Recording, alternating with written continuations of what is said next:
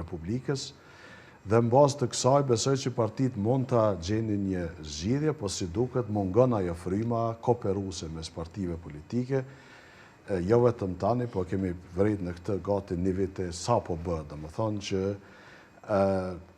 është shtu shumë ajo praktika e kontesteve të kushtetueshmërisë institucioneve, një gjë që do të thoja nuk është shumë e shëndetshme për demokracitë, sidomos për demokracitë e reja, si që jemi ne, ku ende institucionet ju duhet kohë për të pjekur si institucione.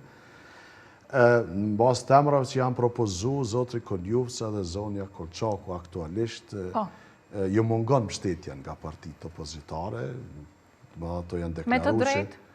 Po, kanë të drejtë, pse jo, kanë të drejtë, sepse vota është e lire deputetëve. Këtë do ata e votojnë, është përgjegjësi individuale e tyre. Por edhe në kontekstin që të dy emrat pra vinë nga lëvizja vetëvendosur. Edhe kjo mund të jetë, domethënë, një arsye, domethënë janë propozime që vinë jashtë marrëveshjeve mes partive politike, por derisa numrat që nevojiten në kuvend ose përqend prezent në sallë kërkojnë një marrëveshje mes partive politike. Qoftë marrëveshje të shkruar, qoftë marrëveshje jo të shkruar, ose mes partive dhe disa deputetëve të partive tjera, të cilët ndoshta mund të kenë arsyet e tyre që qëndrojnë në sallë dhe t'ja bëjnë numrat. Por kjo mund të ndodhë në rast se gjykata kushtetuese nuk jep të drejtë dekretit të presidentes për të shpërndarë kuvendin. Ne ende nuk e dim se cili do të jetë aktgjykimi i gjykatës kushtetuese. Kemi pas gjatë tërë punës dhe të ose përvojës gjykatës kushtetuese herë edhe ndoshta aktgjykimet që kanë rënë ndesh me një aktgjykim më përpara ose prapa, dhe kjo e bën edhe më të vështirë me parashiku se cili do të jetë aktgjykimi, po zon një aktgjykim që jap të drejtë njërës palë ose tjetër.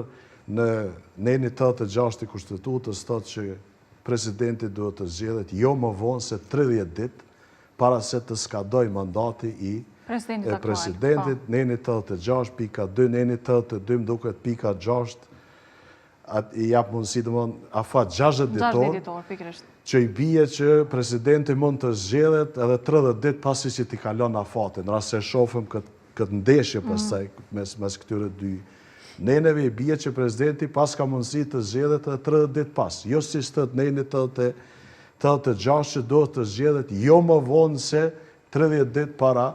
Tani këto dhe partitë janë fajtore, sepse ka nis procesin mund momentin e fundit. Nuk e di pse e kam prit momentin e fundit, i pam ato prioritetet. Kur ti kishte pritur këta hapat? I pam ato prioritetet, bëhet kuvendi, qeveria, buxheti, marrëveshjet, pastaj presidenti, ndoshta për të dhënë një komoditet për të negociu më lehtë me partitë opozitare, por sido që të jetë vërtet sikur po krijojmë një kulturë të kontesteve kushtetuese që vërtet është jo e shëndetshme për demokracinë kosovare. Profesor